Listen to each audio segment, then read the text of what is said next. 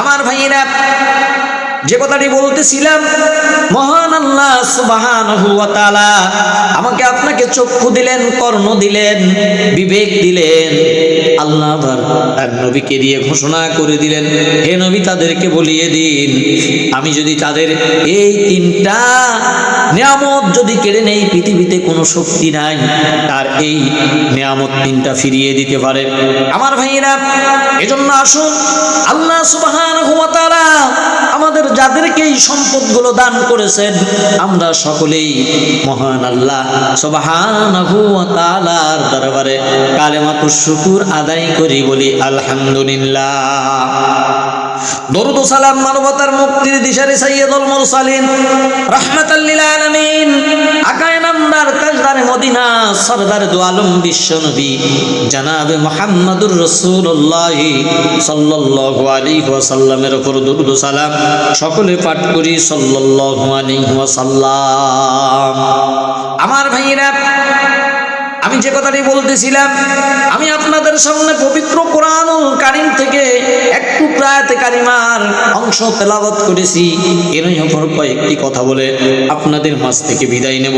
তার আগে আল্লাহ রব্বুল আলামিনের কাছে চেয়ে নেব, আল্লাহ পাক যেন তার এই গোলামের জবান থেকে মানুষের উপকারমূলক কোনো কথা, হেদায়েতমূলক কিছু কথা যেন আল্লাহ রব্বুল আলামিন বাহির করে দেন। কারণ পৃথিবীর জমিনে কোনো মানুষের কোনো ক্ষমতা নাই যে আল্লাহ রব্বুল আলামিন তাকে যদি কথা বলতে না দেন সে কথা বলতে পারবে না। এজন্য মহান রবের কাছে আমি চেয়ে নিচ্ছি, আল্লাহ যেন এই গোলামের জবান থেকে কিছু সুন্দর মানুষের উপকৃত কথা, হেদায়েতমূলক কথা, কোরআন থেকে কিছু কথা বের করে দেন। আল্লাহ পাক যেন সেই তৌফিক দান করেন, সকলে বলি আমিন। প্রাণ প্রিয় ভাইরা আমার, আল্লাহ রাব্বুল আলামিন বলেন, ইন্নাল্লাহা আশতারা মিনাল মুমিনিনা আনফুসাহুম ওয়া আমওয়ালাহুম বিআন্না লাহুমুল জান্নাহ। আল্লাহ পাক মুমিনের জান ও মাল ক্রয় করে নিয়েছেন, বিনিময় হলো জান্নাত। মুমিনের জানমাল আল্লাহ ক্রয় করে নিয়েছেন, বিনিময় আল্লাহ জান্নাত দিয়ে দেবেন। আল্লাহ যেহেতু আমার আপনার জানমাল ক্রয় করে নিয়েছেন, এই জানার মাল আমরা আল্লাহর কাছে বিক্রি করে দিয়েছি। আল্লাহ রব্বুল আলামিন এই বিক্রিত জানার মাল আমার আপনার কাছে আমানত রেখেছেন এবং আল্লাহ পাক বলেছেন, তোমার জানটা তুমি এইভাবে চালাইবা, তোমার মালগুলো তুমি এইভাবে খরচ করবা। আল্লাহ ক্রয় করে নিয়েছেন, আমরা বিক্রি করে দিয়েছি। কিন্তু দুনিয়ার জমিনে আপনি একটা গরু বিক্রি করে দিয়েছেন, ওই বিক্রিত গরুর মালিক কিন্তু আপনি আর না, অন্য একজন মালিক হয়ে যায়। ওই মালিক কখনো আপনাকে কিন্তু আপনার কাছে দেবে না, এইটা তোমার কাছে দিলাম, তুমি এটা লালন পালন করো, যা কিছু হবে তুমি নিও, এমনটা দেবে না। কিন্তু আল্লাহ রব্বুল আলামিন ক্রয় করে নিয়েছেন। আল্লাহ পাক আমাকে আপনাকে জান্নাত দিয়ে দেবেন, বিনিময়ে আমার আপনার জান মাল আল্লাহ যেভাবে চালানোর কথা বলেছেন, যদি আমরা ওইভাবে চালাতে পারি, তাহলে আল্লাহ রব্বুল আলামিন আমাকে আপনাকে জান্নাত দিয়ে দেবেন। এক কথায় কি মানবো আর কি ছেড়ে দেব? কোরআনুল কারীমের সূরাতুল ফাতিহা থেকে শুরু করে সূরাতুন নাস পর্যন্ত আল্লাহ রাব্বুল আলামিন কোরআনের ভিতরে মুসলমানদের জন্য যেগুলো হারাম করেছেন, এই হারামগুলো ছেড়ে দিতে হবে। আল্লাহ পাক যেগুলো হালাল করেছেন, আল্লাহ পাক যেগুলো মুসলমানদেরকে নির্দেশ করেছেন, আল্লাহ পাকের যেগুলো হুকুম আসছে, এগুলো মানার নাম হলো জান আর মালকে কোরবানি করে দেওয়া। বিক্রিত মাল আল্লাহ আমাদের কাছে নিয়ামত রেখেছেন, আমানত রেখেছেন। এই আমানতের খেয়ানত যারা করবে তারা আল্লাহর জান্নাতে প্রবেশ করতে পারবে না, তারা হবে জাহান্নামী। আমানতের খেয়ানতকারী এরা হলো মুনাফিক।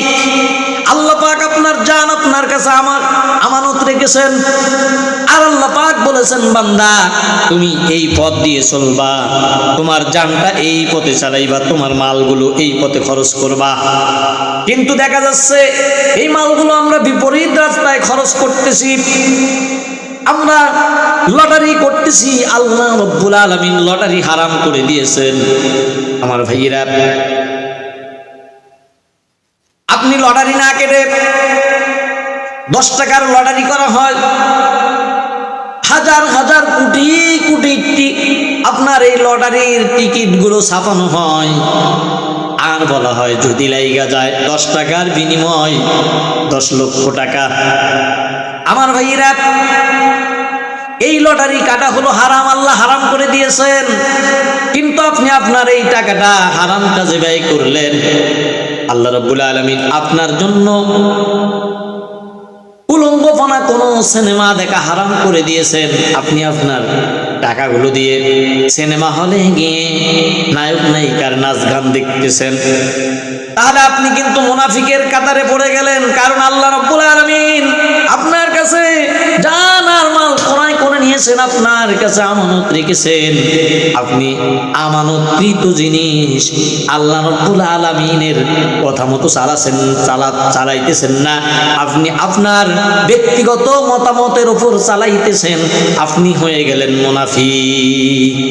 আমার ভাইয়েরা, সর্বশেষ যে কথাটি বলবো, আমার কথা হলো, এই দুনিয়ার জমিনে যদি আপনি বর হতে পারেন তাহলে তো ভালো, আর যদি বর যাত্রী হন তারপরেও ভালো, বর হতে না পারলে বর যাত্রী হন। দুনিয়ার জমিনে যখন কোনো বর বিয়ে করতে যায়, বিয়ে বাড়িতে গিয়ে কনের বাড়িতে আম গাছের যদি আম সমস্তগুলো পেড়ে খায়, কাঁঠাল গাছের কাঁঠালগুলো যদি নষ্ট করে ফেলে, আমার ভাইরা যত বড় ভুল করুক না কেন, কনে পক্ষের কোনো কেউ যদি কথা বলতে চায়, অন্য আর কনে পক্ষের কিছু লোক বলে সাবধান, এটা হলো বর, এটা হলো বর যাত্রী, এদেরকে কিছু বলা যাবে না। আমার ভাইরা, এজন্য আমি বলি, ইসলামের দৃষ্টিকোণ থেকে ওরাই হলো বর, যারা আল্লাহর জমিনে আল্লাহর দিন প্রতিষ্ঠার আন্দোলন করে, আল্লাহর দিন প্রতিষ্ঠা করতে চায়।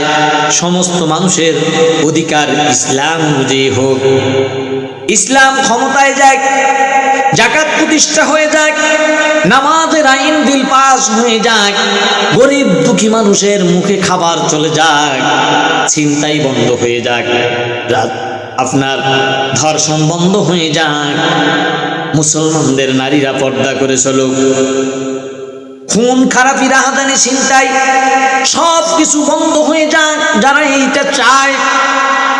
আর এইটা করতে গিয়ে বাধা আসে, বিপত্তি আসে, বিপদ আসে, জুলুম আসে, নির্যাতন আসে।